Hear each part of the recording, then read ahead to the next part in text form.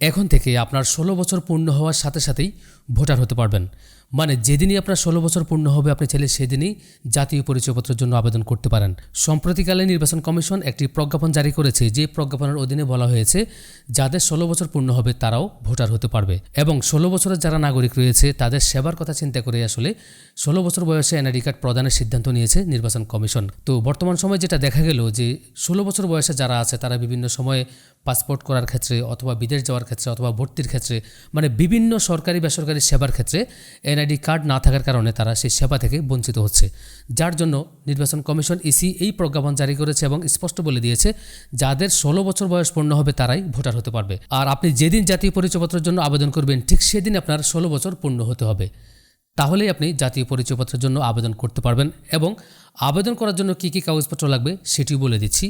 প্রথমত হচ্ছে আপনার যদি ১৬ বছর পূর্ণ হয়ে থাকে আর আপনি ভোটার হতে চান তাহলে অবশ্যই আপনার জন্ম নিবন্ধনের কপি লাগবে এবং সেটি অনলাইনে থাকতে হবে। আর জন্ম নিবন্ধনের কপি অবশ্যই বাংলা এবং ইংরেজি দুভাবেই থাকতে হবে। আর দ্বিতীয়ত যদি আপনার এসএসসি পাসের সনদ থাকে সেক্ষেত্রে আপনি এসএসসি পাসের সনদ দিবেন বয়স প্রমাণের জন্য। যদি আপনার কোনো ধরনের শিক্ষাগত যোগ্যতার সনদ না থাকে সেক্ষেত্রে শুধুমাত্র জন্ম নিবন্ধন হলেই চলবে। এরপর যে ডকুমেন্টটি লাগবে সেটি হচ্ছে আপনি সচরাচর যেই বাসায় বসবাস করেন, মানে আপনি যেই ঠিকানায় ভোটার হতে চাচ্ছেন সেই বাসার ইউটিলিটি বিলের কপি, সেটি বিদ্যুৎ বিল, গ্যাস বিল অথবা পানির বিল, এর মধ্য থেকে যে কোনো একটি বিলের কপি আপনার জমা দিতে হবে আপনার ঠিকানা প্রমাণ করার জন্য। এরপর আপনি যে বাসায় বসবাস করেন সেই বাসার হোল্ডিং ট্যাক্স কপির একটি ফটোকপি লাগবে।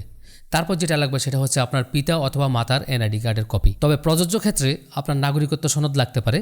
যদি আপনি ইউনিয়নের বাসিন্দা হয়ে থাকেন সেক্ষেত্রে ইউনিয়ন পরিষদ থেকে নেবেন, এবং আপনি যদি সিটি কর্পোরেশন অথবা পৌরসভার বাসিন্দা হয়ে থাকেন সেক্ষেত্রে আপনি সেখান থেকে একটি নাগরিকত্ব সনদ সংগ্রহ করে রাখবেন। কারণ আপনার যদি ঠিকানা নিয়ে কোনো জটিলতা সৃষ্টি হয় সেক্ষেত্রে আপনার অবশ্যই নাগরিকত্ব সনদ দেখাতে হবে।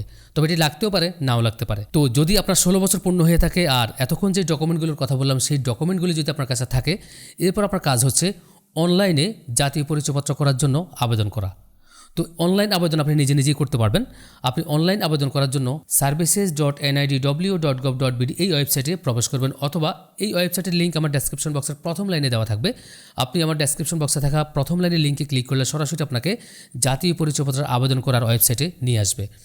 তো এরপর আপনি যেটা করবেন এখান থেকে আবেদন করার অপশনে ক্লিক করে পরবর্তী প্রয়োজনীয় ধাপ অনুসরণ করে আপনি আবেদন সম্পন্ন করবেন। এবং আবেদন সম্পন্ন করার পরে আপনি যেই ডকুমেন্টগুলো জমা দিবেন আপনার জাতীয় পরিচয়পত্র করার জন্য সেই ডকুমেন্টের সাথে অবশ্যই আপনার আবেদনের প্রিন্ট কপি সংযুক্ত করতে হবে। তাহলে আপনার ভোটার হওয়ার জন্য যেই ডকুমেন্টগুলো লাগবে সেটার মধ্যে প্রথমত হচ্ছে আপনি অনলাইনে জাতীয় পরিচয়পত্রের জন্য যে আবেদন করবেন সেই আবেদনের প্রিন্ট কপি, এরপর হচ্ছে আপনার জন্ম নিবন্ধনের কপি, এরপর হচ্ছে আপনার ইউটিলিটি বিলের কপি, এরপর হচ্ছে আপনার পিতা অথবা মাতার এনআইডি কার্ডের ফটোকপি, এরপর হচ্ছে আপনার নাগরিকত্ব সনদের কপি। এরপর যদি আপনার কোনো শিক্ষাগত যোগ্যতার সনদ থাকে সেক্ষেত্রে আপনি শিক্ষাগত যোগ্যতার সনদ দিয়ে দিবেন। তো এই ডকুমেন্টগুলো হলে আর আপনার ১৬ বছর পূর্ণ হলে আপনি চাইলে এখনই এই মুহূর্তেই ভোটার হতে পারবেন। তো আশা করছি যারা এখনও পর্যন্ত ভোটার হননি এবং ভোটার আইডি কার্ডের জন্য অনেক সেবা থেকে বঞ্চিত হচ্ছেন এবং আপনাদের ১৬ বছর অলরেডি পার হয়ে গেছে, আপনারা চাইলে এই মুহূর্তে ভোটার হতে পারবেন। আর যাদের ১৮ বছর পূর্ণ হয়েছে এখন পর্যন্ত ভোটার হননি তারা তো সবসময়ই যে কোনো সময় চাইলে ভোটার হতে পারবেন। তো দেখাবো পরবর্তীতে আরও নতুন চমৎকার কোনো ভিডিওতে। সেই পর্যন্ত সবাই ভালো থাকুন। আল্লাহ হাফেজ।